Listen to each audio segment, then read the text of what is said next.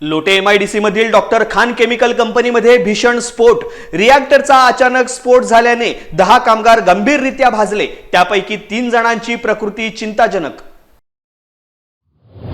एक महत्त्वाची बातमी हाती येते। रत्नागिरी जिल्ह्यातील सर्वात मोठ्या रासायनिक औद्योगिक क्षेत्रांपैकी असलेल्या लोटे MIDC मधील डॉक्टर खान केमिकल कंपनीमध्ये शुक्रवारी म्हणजेच आज दुपारी भीषण स्फोटाची घटना घडलेली आहे।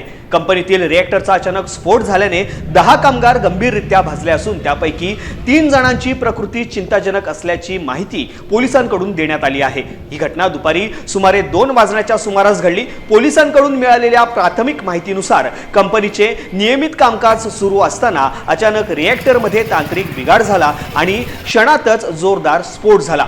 या स्फोटानंतर काही क्षणातच आणखी एक मोठा स्फोट झाल्याने संपूर्ण परिसर हादरून गेला। स्फोटानंतर प्लांटमध्ये प्रचंड आगीच्या ज्वाळा उसळल्या। त्यावेळी काम करत असलेले 10 कामगार आगीच्या विळख्यात सापडल्याने ते गंभीररित्या भाजले। घटनेची माहिती मिळताच तातडीने रुग्णवाहिका, पोलीस आणि अग्निशामक दल घटनास्थळी दाखल झाले।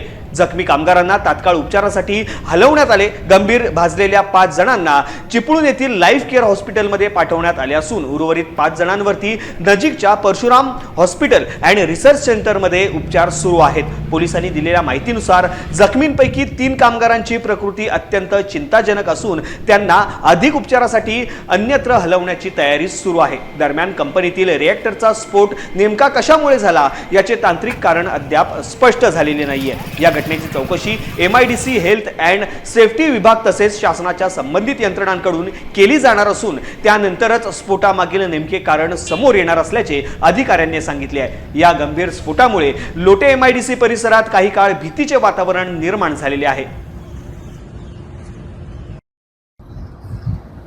लोटे औद्योगिक वसाहतीमधील doctor Khan industrial chemicals private limited या कारखान्यामध्ये आज दुपारी 2:30 वाजण्याच्या सुमारास रिएक्टरमध्ये स्फोट होऊन सुमारे 9 कामगार गंभीररित्या जखमी झालेले आहेत। त्यातल्या गंभीर जखमींना नजीकच्या चिपळूण येथील लाईफ केअर रुग्णालयात हलवण्यात आलेलं आहे आणि बाकीचे 4 आहेत जे कामगार आहेत ते त्यांना परशुराम रुग्णालयात दाखल केलेले आहे। या कारखान्यामध्ये एक 13 वर्षापूर्वी